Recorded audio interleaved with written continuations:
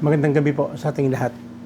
Narito po tayo ngayon sa ating online service. At sa gabing ito, ang pag-uusapan po natin is yung pasasalamat sa Diyos. Lalo na po, tayo po ay nasa Wednesday po tayo ng pasasalamat dito sa simbahan. So, ang pag-usapan natin ay yung pasasalamat sa Diyos. Para makita natin, bakit nga ba nagpapasalamat si Haring David? Isa kasi maganda po na example na kung paano magpasalamat at kung bakit nagpasalamat itong si Haring David.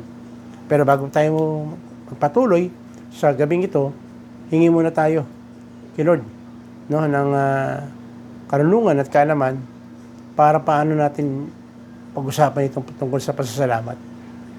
Panginoon, salamat dahil ikaw ang unang-una na nagbigay lahat sa amin para kami matutong magpasalamat. Kaya hayaan niyo po, Panginoon, sa pamamagitan po ng inyong mensahe na kinagolob sa amin sa gabing ito, maging daan ito para mabuksan ang aming isipan yung mga bagay na dapat ipagpasalamat namin sa iyo. Kagaya kay Haring David, titingnan namin kung paano siya nagpasalamat at ano ba, bakit ba siya nagpasalamat. Kasi siyempre, hindi kami makapagpasalamat kung hindi namin alam kung ano yung pagpapasalamat namin. Pero dito kay Haring David, magiging maliwanag sa amin maraming mga bagay na baka na-overlook namin na dapat pagpasalamat po kami sa iyo. Kaya, salamat po sa inyong Espiritu Santo na ibibigay po ninyo sa mga oras ito para maunaw at maintindihan namin, para maging malinaw sa amin, bakit ba kami dapat magpasalamat. In Jesus' name we pray. Amen. Amen.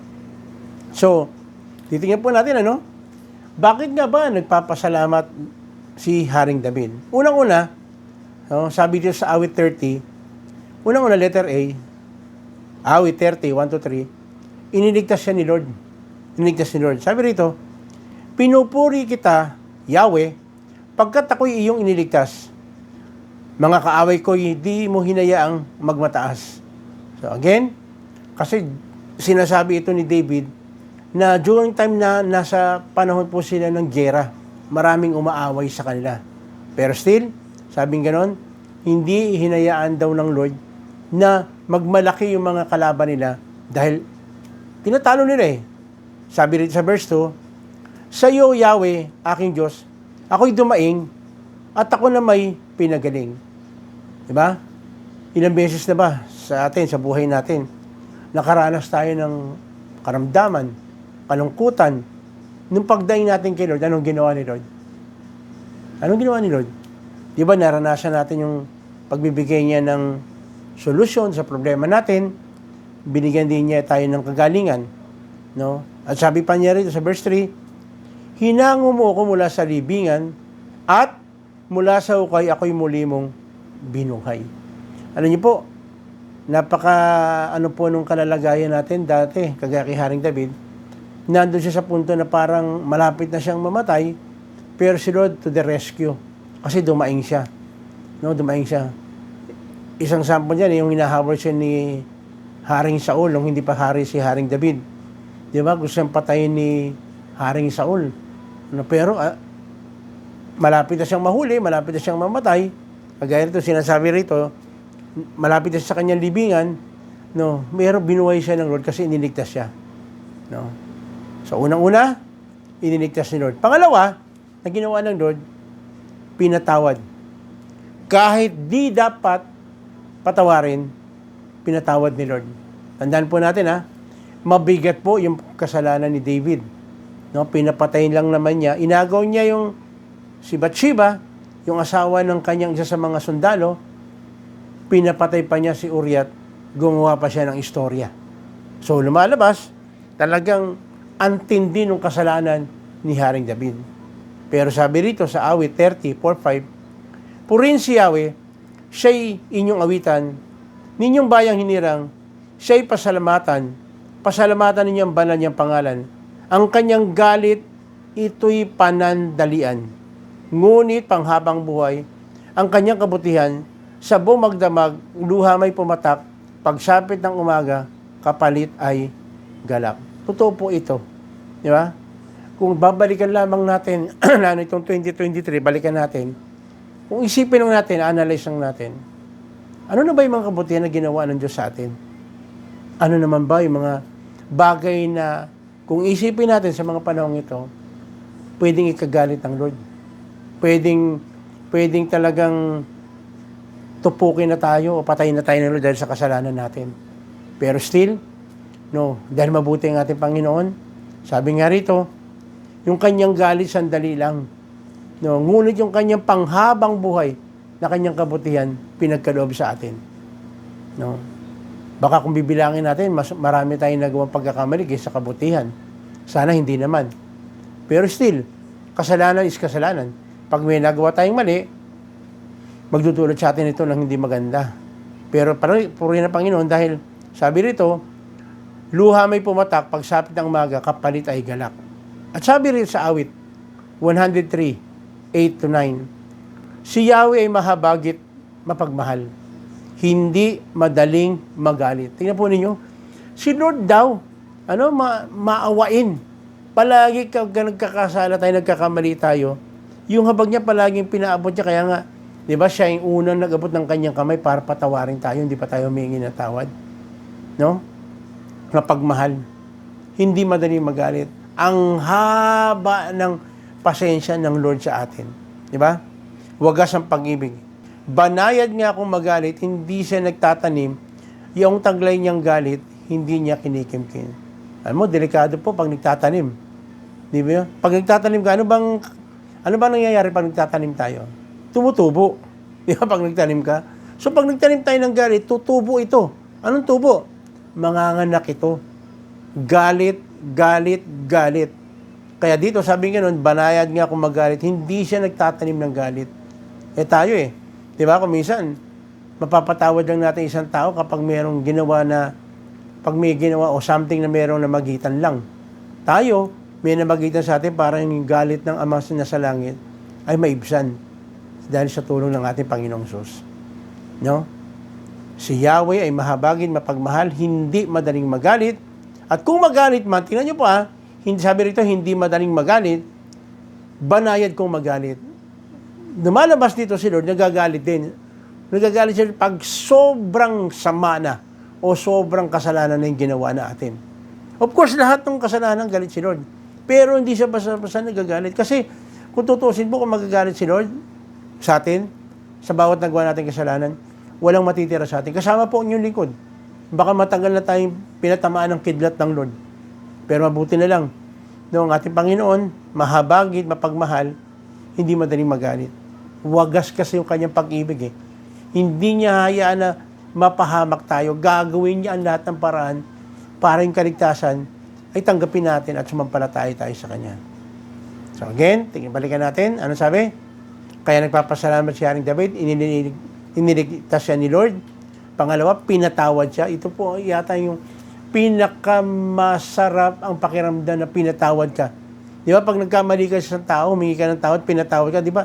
Ang gaang, ang sarap ng pakiramdam, lalo na kay Lord. No? Lalo na kay Lord. Pangatlo, bakit nagpapasalamat at nagpupuri si Haring David sa ating Panginoon? Pinatatag siya ng Lord. Pinatibay. Sabi rito sa awit 30, 6-7, sinabi ko sa sarili, pagkat ako'y panatag, kailan may hindi ako matitinag, kay buti mo o Yahweh, ako'y iyong iniingatan, tulad na isang muog sa kamundukan. No? Ngunit natakot ako nang ako'y iyong iwan. Ang pagiging matatag po, palaging may iisip natin na kasama natin si Lord. Kasi kapag kasama natin si Lord, hindi tayo matitinag. Palagi nakaapak tayo sa matibay na isang muog. No? Kasi tayo iniingatan ng Lord. Kaya nga, kahit na anong mangyari ka, saan tayo pumunta, hindi tayo natatakot. Bakit? Kasama natin si Lord Hindi tayo natatakot. No? Ang nakakatakot, pagka iniwan tayo ng Lord. Yun na nakakatakot. Kaya nga, wag nating hayaan na si Lord iwanan tayo. At iiwan lang tayo ni Lord kapag nagpatuloy tayo sa kasalanan. Gusto ng Lord maging malinis tayo. Gusto ng Lord samahan tayo. Kaya lang ang tanong, susunod ba tayo? Gagawin ba natin yung kanyang sinasabi? Dapat lamang na tayo magpuri at magpasalamat sa daming ginawa na mabuti ng Diyos sa ating buhay. Dapat lang. Siguro, palagi kong sinasabi ito, kung bibilangin natin yung mga daliri natin sa kamay, sama na natin sa paa natin, kulang pa. para tingnan natin kung gaano kabuti ang Diyos na pinaglilingkuran natin. No? Iniligtas tayo sa tiyak na kapahamakan. Ginawa talaga ito ng Lord. Kaya nga sabi rito sa Romans 6:23, sapagkat kamatayan ng kabayaran ng kasalanan, ngunit ang walang bayad na kaloob ng Diyos ay buhay na walang hanggan sa pamamagitan ni Kristo Jesus. No? Iniligtas tayo sa tiyak na kapahamakan. Binigyan tayo ng pag-asa ng Diyos. No? Kagaya ng sinabi kanina, binasa natin kanina, mahabagin ng Diyos, hindi madaling magalit. No? Kung tutuusin, kagaya ng sinasabi ko kanina, dapat mamatay na tayo dahil sa kasalanan natin. Pero, ang walang bayad na kaloob ng Diyos ay buhay na walang hanggan. Iniisip pa rin ni Lord na mamapahamak tayo kung di siya gagawa ng paraan. Bakit niya ginawa ito? Kasi mahal niya tayo eh. Gusto niya ipadamay yung kanyang pagmamahal sa atin. Gustong maipakita na yung katangian ng Lord na pagiging mapagmahal, magkakaroon po ng manifestation. Ito nga po, Lord, ito nga yung pagbibigay sa atin ng pag-asa. Na binigay niya ang walang hanggan ang walang hanggang buhay sa pamamagitan ng ating Panginoong Diyos. At sumunod nga, totoo ito, pinatawad tayo ng Lord sa ating kasalanan. Walang string attached. No? Kasi ganito po kabuti ang ating Diyos. Na pinatawad tayo sa ating kasalanan nang ginawa natin itong sa 1 John 1:9. Subalit kung ipinapahayag natin ang ating mga kasalanan, patatawarin tayo ng Diyos sa mga ito at dilinisin tayo sa lahat ng ating kasalanan sapagkat siya'y tapat at matuwid. No? Ito gusto ng Lord, aminin lang natin, sabihin lang natin sa kanyang harapan ang ating mga nagawang kasalanan at sabi rito, patatawarin tayo ng Diyos. At hindi na patatawarin basta, dilinisin pa tayo sa lahat ng ating kasalanan, sapagkat siya'y tapat at matuwid. Hindi dahil mabait tayo, hindi dahil sa lumapit lang tayo sa kanya, okay na, hindi lang yun. Kasi kaya niya ginawa ito kaya hinayaan niya makalapit tayo, siya'y tapat at matuwid. Lahat ng paraan gagawin ng Diyos para tayo ay magtagumpay sa buhay nito. Para magkaroon tayo ng katiyakan ng buhay na walang hanggan. At sabi nga, pinapatayo tayo ng Lord para maging matatag. No? Gusto ng Lord, maging matatag tayo sa ating pananampalataya. Sabi niya sa Kawikaan 12:7, ang masama ay lubusang mapaparam at di na magbabalik. Ngunit ang sambayanan ng matuwid, mananatiling nakatindig. So, ibig sabihin, kapag na kay Lord tayo, nagpatuloy tayo sa Kanya, mananatili tayo nakatindig at hindi tayo babagsak. Kapatid, kapag ganito yung pagkakakilala natin sa Diyos na pinaglilingkuran natin, kagaya kay Haring David, hindi kayo magsasawa. Hindi tayo magsasawang magpuri, magpasalamat. Di ba ganito yung nararanasan natin? Binibigyan tayo ng Lord ng katatagan, pinatawad tayo ng Lord sa ating mga kasalanan, at tayo ay binigyan ng katiyakan ng buhay na walang hanggan. Binigyan tayo ng pagkakataon na mapatawad sa lahat ng ating pagkakasala. At dito po, pumapasok kung bakit ginawa ito ng ating Panginoon, yung palagi natin binabasa, which ito talaga ang pinaka-batayan ng ating pananampalataya dahil sa pagmamahal ng ating Diyos. Sabi ito sa Juan 3:16, sapagkat gayon na lamang ang pag-ibig ng Diyos sa sangkatauhan. Ang sangkatauhan, ako, ikaw, kapatid, tayong lahat ng tao rito. Kaya't ibinigay niya ang kanyang kaisa-isang anak upang ang sinumang sumampalataya sa kanya ay hindi mapahamak, kundi magkaroon ng buhay na walang hanggan.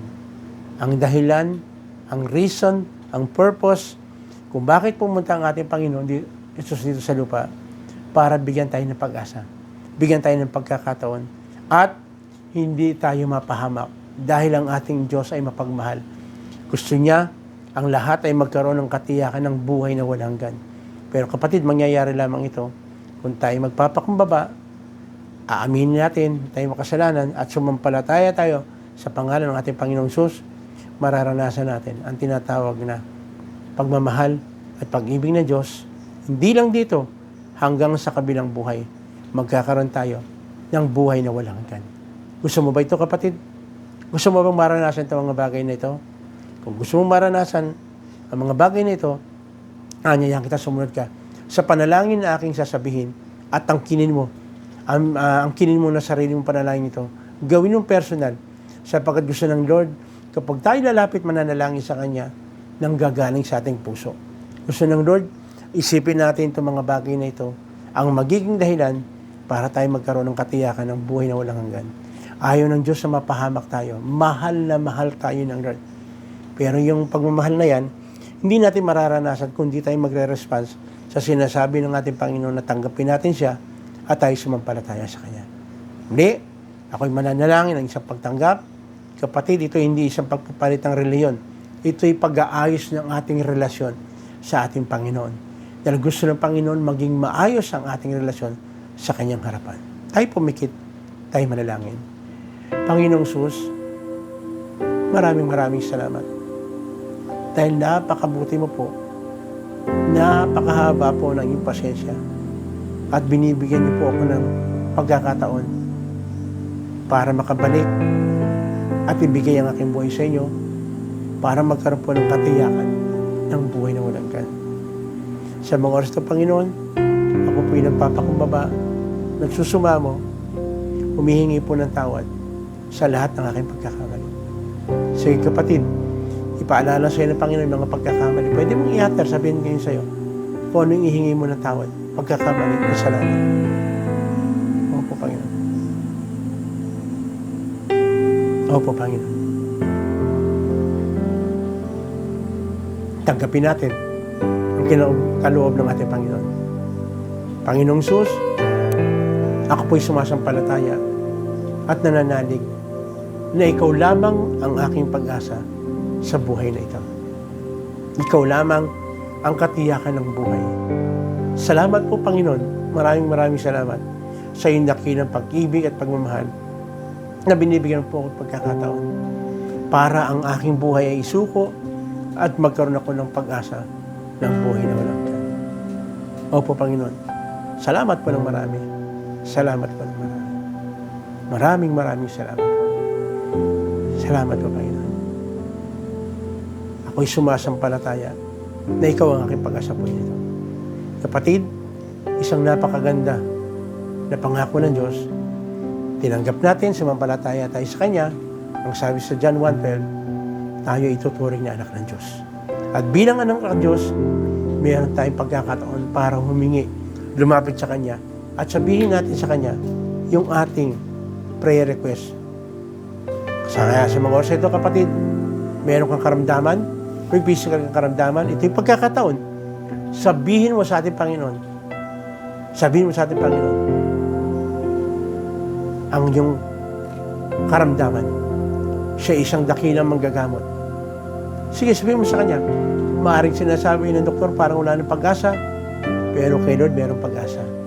Sige, sabihin mo sa Kanya, ano man yung karamdaman mo sa mga oras ito, sabihin mo sa Kanya, Opo, Panginoon, pakinggan po ninyo ang pagdaing ng aking mga kapatid.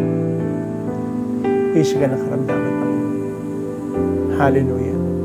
Hallelujah. Niwala ka, kapatid. Sumampalataya ka. So, oras ito, mayroon ka rin problema sa iyong asawa, sa iyong magulang, sa iyong kapatid, sa iyong anak. Ito yung pagkakataon para maayos yung inyong relasyon. Gusto ng Lord na matuto tayo na magpatawad at matuto rin tayo humingi ng tawad. Ipaalala sa iyo ng Panginoon, ipaalala sa atin ng Panginoon na kailangan natin ayusin yung emotional problem natin sa ating mga mahal sa buhay. Maaaring kasama rin sa trabaho, kasama sa eskwela, na matuto tayo magpatawad. Matuto rin tayo humingi ng tawad. Hallelujah. Kaya na rin, yung mga bagay na umahadlang para makapagpatuloy ka sa Panginoon, meron kang problema spiritually, ito yung pagkakataon din, pero sabi mo sa ating Panginoon na gusto mo makasunod talaga sa Kanya, pero merong mahadlang. Mga bagay na maaaring nagiging alipin tayo. Idolatry, witchcraft, horoscope, maging doon sa mga lahat ng klase ng bisyo, hindi gusto ng Lord na manatili tayo sa ganyan. Gusto ng Lord, ingatan natin ang ating pisikal na katawan dahil ito yung templo ng Kanyang Espiritu Santo. Palayain tayo ng Lord doon. Sabi mo kapatid, yung mga bagay na gusto mong pakalaya ka. Ayaw ng Lord na maging alipin tayo ng iba-ibang klase ng bisyo. Ayaw ng Lord. Hallelujah. Ayaw ng Lord. Financially, nahihirapan ka sa mga panahon ito. Ito yung pagkakataon na pwede mo sabihin sa ating Panginoon. Kailangan mo ng financial. Sabihin mo sa Kanya. Dahil ang sabi ng salita ng Diyos, hindi tayo pagkukulangin, hindi tayo gugutumin ng Lord. Matuto rin tayo na mag-budget o gamitin ng tama yung mga resources na pinagkaroon sa atin ng Diyos. Huwag natin sayangin. Huwag natin sayangin. Hallelujah. Trabaho. Pwede kang bigyan ng trabaho sa mga panahon ito. Dahil gusto ng Lord, ayaw ng Lord ng mga taong tamad. Gusto ng Lord maging masipag tayo sa lahat ng binibigay niya sa atin. Gamitin natin ang tama. Hallelujah. Hallelujah. Kaya na rin, Panginoon, nailapit po namin sa iyo ang bansang Pilipinas.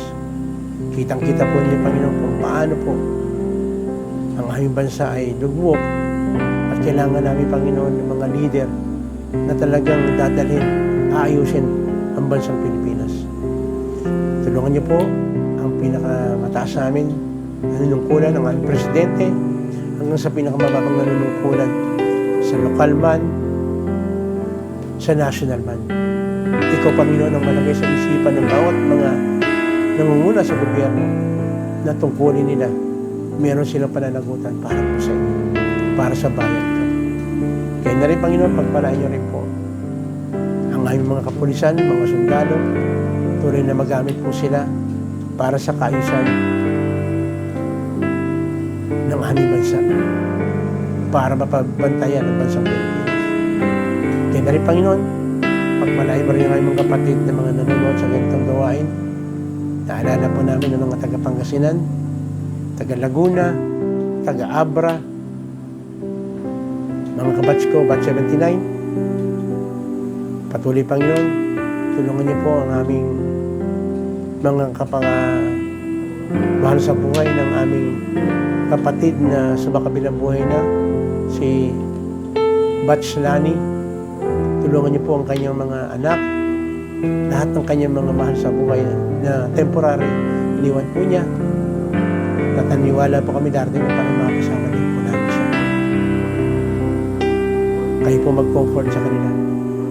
Ang bawat isa po ay comfort po niya. Ang bawat isa po sa amin. Sa paglisan po ng aming kabansa sila.